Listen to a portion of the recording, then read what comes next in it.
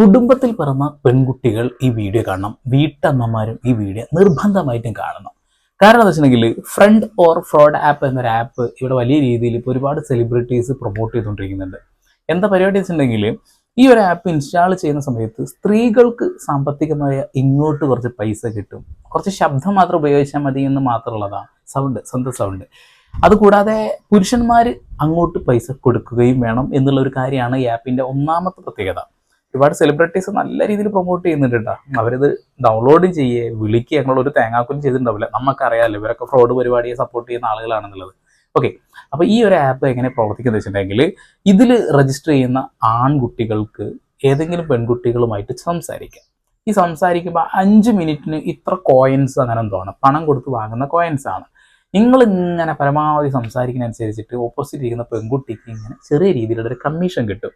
അങ്ങനെ അത്യാവശ്യം നല്ല പൈസ 50,000 രൂപ വരെ ഉണ്ടാക്കാൻ പറ്റും എന്നൊക്കെ പറഞ്ഞുകൊണ്ട് ഒരേ ആളുകൾ പ്രൊമോട്ട് ചെയ്യുന്നുണ്ട്. അതാ ഞാൻ നേരത്തെ തന്നെ പറഞ്ഞത്, കുടുംബത്തിൽ പിറന്ന ആരെങ്കിലൊക്കെ ഉണ്ടെങ്കിൽ ഈ വീഡിയോ നിർബന്ധമായിട്ടും കാണുക, ഈ ഒരു സംഭവത്തിന് ഇഗ്നോർ ചെയ്യുക എന്നുള്ളതാണ്. എന്തായാലും നമുക്ക് ആ വീഡിയോയുടെ പ്രൊമോഷനുമായി ബന്ധപ്പെട്ടുകൊണ്ട് ജാസ്മിൻ ചാച്ചി കുറച്ച് കാട്ടിക്കൂട്ടലുകൾ കാട്ടിക്കൂട്ടിയുണ്ട്, കാണാം. ഇതിൻ്റെ ഇടയിൽ വളരെ നിർണായകമായിട്ടുള്ളൊരു കാര്യം എനിക്ക് പറയാനുണ്ട്. ആദ്യം നമുക്ക് കാണാം. കൊച്ചിയിലോട്ട് ഞാൻ ഷിഫ്റ്റ് ആയതിനു ശേഷം കുറച്ച് സിനിമാ പ്രാന്ത് എനിക്ക് കൂടിയിട്ടുണ്ട്. ഇറങ്ങുന്ന സിനിമകൾ അപ്പൊ കാണണം എന്ന് എന്തോ ഒരു നിർബന്ധമായി വന്നിരിക്കണോ.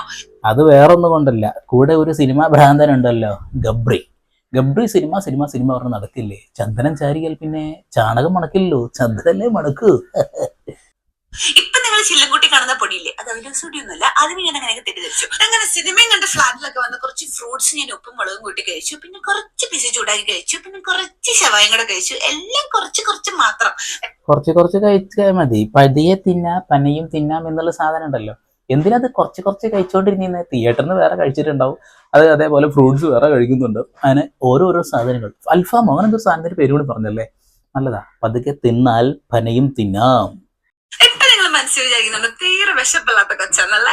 ഇനി അടുത്ത മനസ്സിൽ വിചാരിക്കുന്ന കാര്യം കൂടെ ഞാൻ പറയാം. അതിലേക്കാണ് നമ്മൾ കിടക്കുന്നത്. നമുക്ക് തീരെ വിശപ്പില്ലാത്ത കൊച്ചാണെന്നാണോ നിങ്ങൾ പറഞ്ഞത്?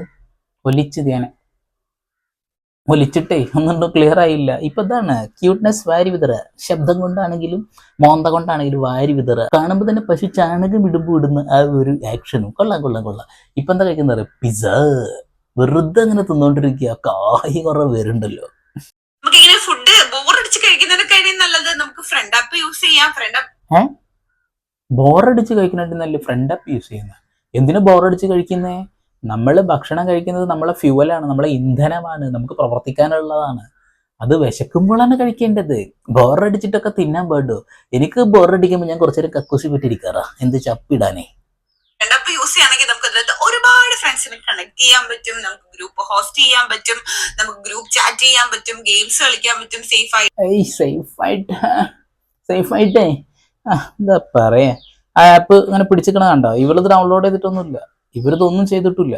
ഇവര് പൈസയും വാങ്ങിയിട്ട് ഈ ഒരു പരിപാടി ചെയ്തൊക്കെ, അതായത് വീഡിയോ കോള് പൈസ ഉണ്ടാക്കാം, വോയിസ് ചാറ്റ് റൂം പൈസ ഉണ്ടാക്കാനുള്ള പരിപാടിയാ. വെറുതെ ബോറടിച്ച് തിന്നുമ്പോഴേ, ഞാൻ പറഞ്ഞല്ലേ, ബോറടിച്ച് ഒറ്റപ്പെടുന്നൊരവസ്ഥ വരുമ്പോൾ ആ യൂറോപ്യൻ ക്ലോസറ്റിന്റെ മുകളിൽ പോയിട്ട് ഇങ്ങനെ ഇരുന്നിട്ട് 2 കണ്ടിയൊക്കെ ഇട്ടിട്ട് അങ്ങോട്ടുണ്ടൊക്കെ നോക്കി ഇങ്ങനെ ഇരിക്കും.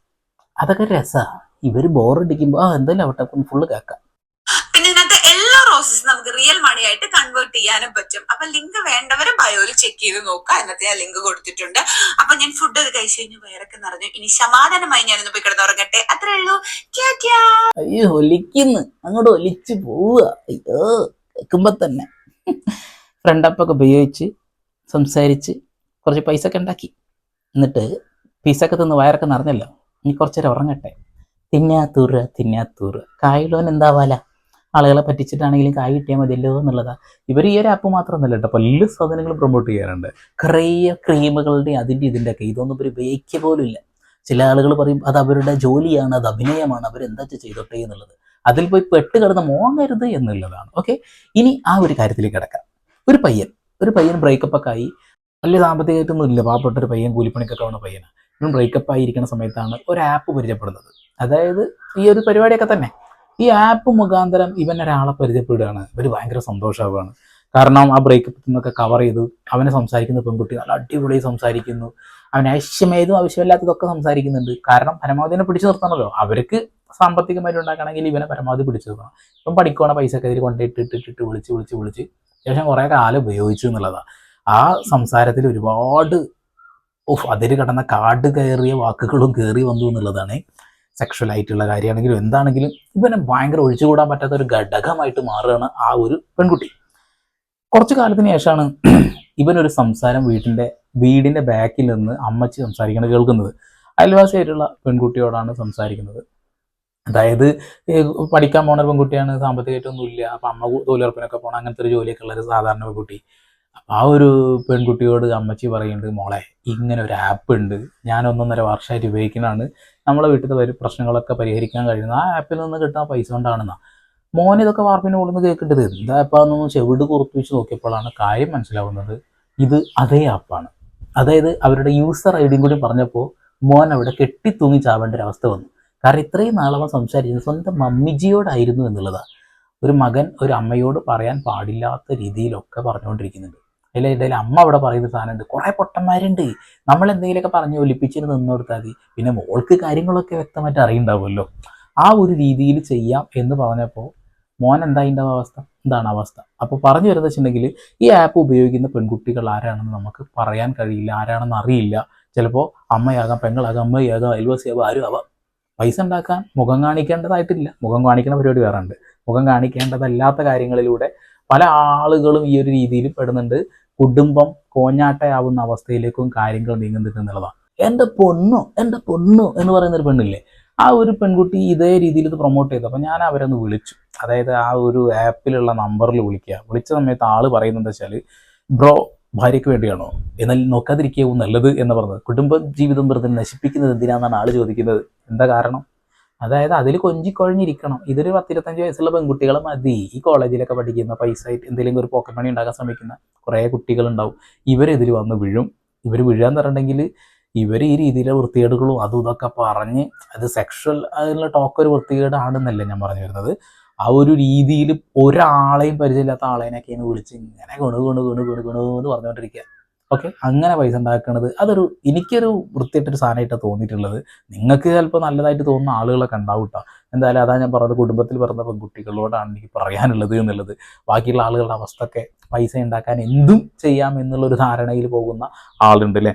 ഓക്കെ, ഞാൻ ഇന്ന് ഫേസ്ബുക്കിൽ കണ്ട ഒരു പോസ്റ്റാണ്, ഒരു അമ്മാവൻ്റെയാണ്, ഞാൻ മുഖം കാണിക്കുന്നില്ല. അയാൾ പറഞ്ഞ സാധനം വെച്ചാൽ, ഈ ആപ്പ് എന്താ സംഭവം, എനിക്ക് ഇതിനെപ്പറ്റി വലിയ പിടുത്തമൊന്നുമില്ല, ഇന്നലെ ചുമ്മാ അങ്ങ് ഡൗൺലോഡാക്കി 2 പെൺകുട്ടികളൊക്കെ വിളിച്ച് സെറ്റാക്കി വെച്ചതാ, പക്ഷേ 5 മിനിറ്റ് ആയപ്പോഴേക്കും കട്ടായി, വിളിച്ചവരെ വീണ്ടും വിളിക്കാൻ പറ്റുമോ? ആൾക്ക് ഭയങ്കര ഇഷ്ടപ്പെട്ടു എന്നുള്ളതാ. 2 പേരെ വിളിച്ച് സെറ്റാക്കി വെച്ചു എന്ന്. എടാ പൊട്ടാ, അത് സെറ്റാക്കി വെക്കണതല്ല, അവർ നിന്നെ അവിടെ പിടിച്ചു നിർത്താൻ വേണ്ടിയിട്ട് കൊഞ്ചിക്കൊഴിയുന്നത്. അതാണ് ഞാൻ പറഞ്ഞത്, കുറേ കുടുംബത്തിൽ കുറേ ഉണ്ട് ഈ ഒരു പരിപാടി നടക്കുന്നത്. ഇതൊരു അടിപൊളി പരിപാടിയായിട്ട് കാണുന്ന ആളുകൾ ഇഷ്ടം പോലെ ഉണ്ടാവും. ഇപ്പോൾ ജാസ്മിൻ ഇത് പ്രൊമോട്ട് ചെയ്ത് പൈസ കിട്ടി, അതിനുവേണ്ടി മാത്രമാണ്. അവർ ആപ്പ് ഉപയോഗിച്ചിട്ട് പോലും ഇല്ല എന്നുള്ളതാണ്. ഒരുപാട് ആളുകൾ ഇതിൽ പോയിട്ട് പെട്ട് കിടക്കുന്നുണ്ട്. ജീവിക്കാൻ പറ്റാത്ത സാഹചര്യം വരുമ്പോൾ എന്തായാലും കുഴപ്പമില്ല, 4 പീസ് പറഞ്ഞിട്ടാണെങ്കിൽ കുഴപ്പമില്ല, പൈസ ഉണ്ടാക്കിയാൽ മതി എന്ന് ചിന്തിക്കുന്ന കുറേ ആളുകൾ ഇതിൽ പെടും. വീട്ടമ്മമാരുടെ അവസ്ഥ അതോ ഗതിയാണ്. അവരാണ് ഏറ്റവും കൂടുതൽ ഇതിൽ പൈസ ഉണ്ടാക്കാൻ വേണ്ടി ചെയ്യുന്നതെന്ന് പറയുന്നു. രണ്ടാമത് അവിടെ ഇവിടെയൊക്കെ പഠിക്കാൻ പോണ പെൺകുട്ടികൾ പോക്കറ്റ് മണിക്ക് വേണ്ടി ചെയ്യുന്നുണ്ട്. അവരുടെ സമയമൊക്കെ ചിലവഴിച്ചുകൊണ്ട് കുറേ പൊട്ടന്മാർ ഇതിൽ പൈസ ഇട്ടിട്ട് കുറേ കളിക്കുന്നുണ്ട്. അപ്പോൾ ഇത്തരം ആപ്പുകളെ കുറിച്ച് നിങ്ങളുടെ അഭിപ്രായം ഒന്ന് പറയണം കേട്ടോ.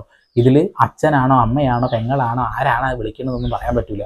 അങ്ങോട്ടും ഇങ്ങോട്ടും സംസാരിച്ചിട്ട് അവസാനം മൂഞ്ചുമ്പോൾ അറിയാം, അയ്യോ ഇത്രയും നാൾ ഞാൻ സംസാരിച്ച് എന്നെ ആളോടാണല്ലോ എന്നുള്ളത്.